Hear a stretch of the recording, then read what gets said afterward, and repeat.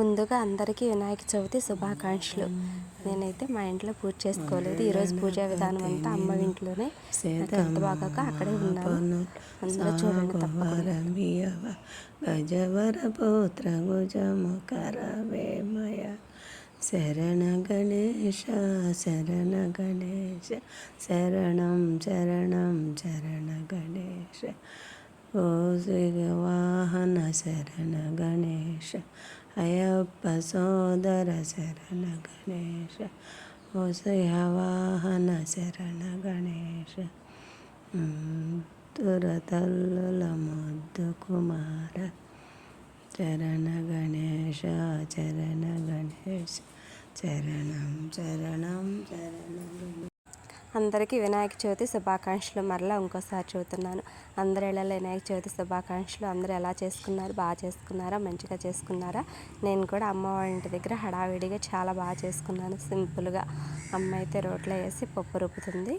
ఇలా పప్పు రుబ్బడం చాలామందికి అలవాటు లేదు. ఇప్పుడు తరానికి కూడా తెలియదేమో, ఎక్కువ గ్రైండర్లు మిక్సీలు ఉపయోగిస్తున్నారు. కానీ అమ్మ అయితే ఎక్కువగా రోట్లోనే రుబ్బుతుంది.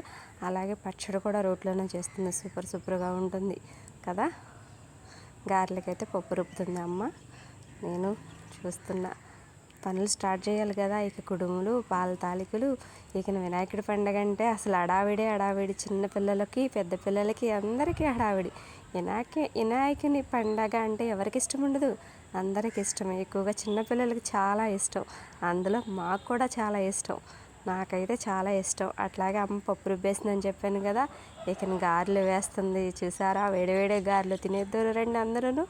అట్లాగే చిన్న పునుగులు కూడా వేస్తుంది. గారెలు, పునుగులు, టమాటా చట్నీ, పప్పు, పాల తాలికలు, కుడుములు అమ్మ ఈరోజు మా కోసం చేసింది.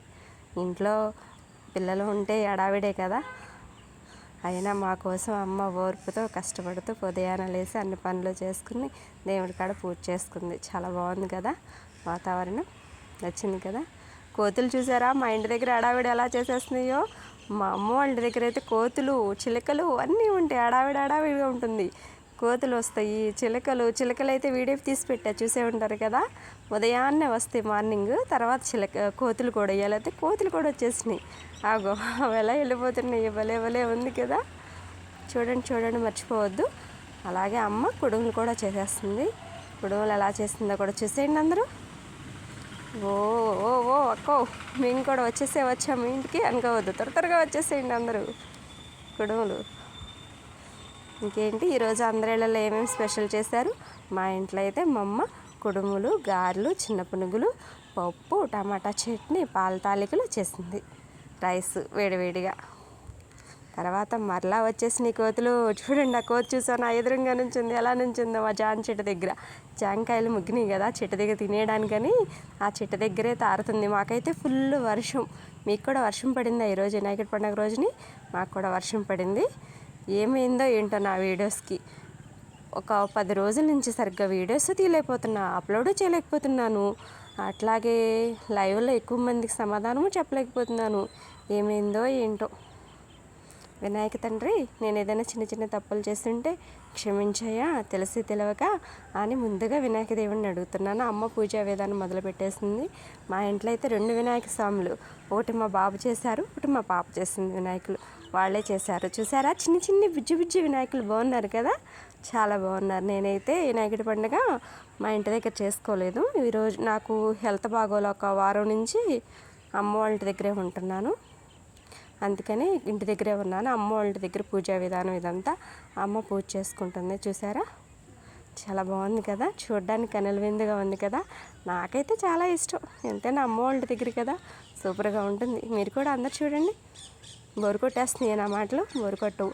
వినాయకుడి పండుగ రోజునంట మనం పూజ చేసుకున్న తర్వాత తప్పనిసరిగా గుంజీలు తీయాలి.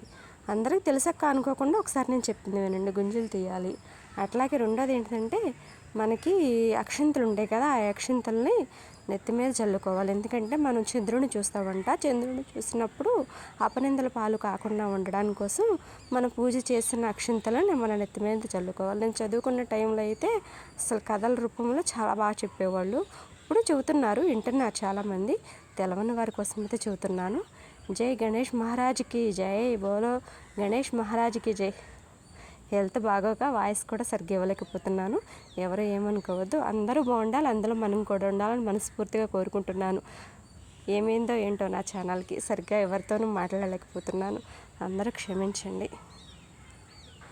ఎవరైనా నా వీడియో కొత్త వాళ్ళు చూసినట్లయితే తప్పకుండా సబ్ చేసుకోండి. ఇలా కాదక్క, ఇలా చేయాలి, ఇలా మాట్లాడాలి అని తెలిసిన విధంగా మీకు ఏదైనా చిన్న చిన్న సలహాలు తెలిస్తే చెప్పండి. మా తమ్ముళ్ళు, మా చెల్లెమ్మలు, మా అక్కలు, మా అన్నయ్యలు అందరూ బాగున్నారా? నేను కూడా చాలా బాగున్నాను. మీరు అందరూ బాగుండాలని దేవుని మనస్ఫూర్తిగా కోరుకుంటున్నాను. అలాగే వినాయక స్వామిని కూడా అడిగాను మా యూట్యూబ్ ఫ్యామిలీ అందరూ బాగుండాలని. అమ్మ అయితే గుడికి బయలుదేరింది, గుడికి వెళుతుంది. చూసారా, ఇంట్లో పూజ చేసుకుంది, గుడికి వెళ్ళిపోతుంది అమ్మ. అందరికీ కొత్తవారు